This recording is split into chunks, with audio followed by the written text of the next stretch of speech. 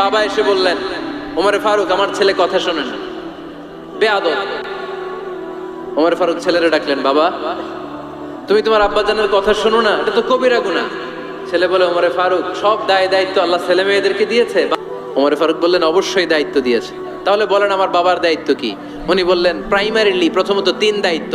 Ian তাকিয়া উম্মা, পৃথিবীর প্রতিটি বাবার উচিত ছেলেদের মেয়েদের জন্য ভালো মায়ের ব্যবস্থা করা। 2 নম্বরে আইয়ুহসিনা ইসমা, সুন্দর তার একটা নাম রেখে দেয়া। 3 নাম্বার ইউআল্লিমাহুল কিতাব, তার আল্লাহর কিতাব শিক্ষা দেওয়া। এবার ছেলেকে আমার আব্বা 3টার একটাও করে নাই।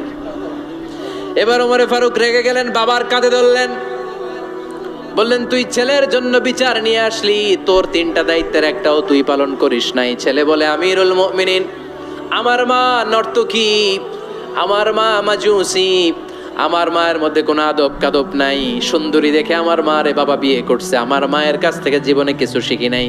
2 নাম্বার সাম্মানি খানফাসা, আমার বাবা আমার নাম রেখেছে চামচিকা। কি নাম রাখছে? এটার নাম হইলো একটা, এরকম উল্টাপাল্টা নাম আছে না? নাই না, এগুলো রাখবেন না। আব্দুল্লাহ রাখবেন, আব্দুর রহমান রাখবেন, আর একটা কি বলছি আজকে, হুযায়ফা রেখে দিয়েন, পারবেন?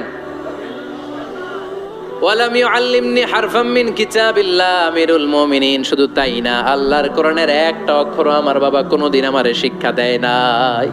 ওমর ফারুক রেগে গেলেন, এবার বাপের কান্দে দইরা মারতে শুরু করলেন। তুই পোলার নামে বিচার নিয়ে আইছিস, তোরে মার দিমু আগে। এরকম নেতার দরকার আছে না নাই?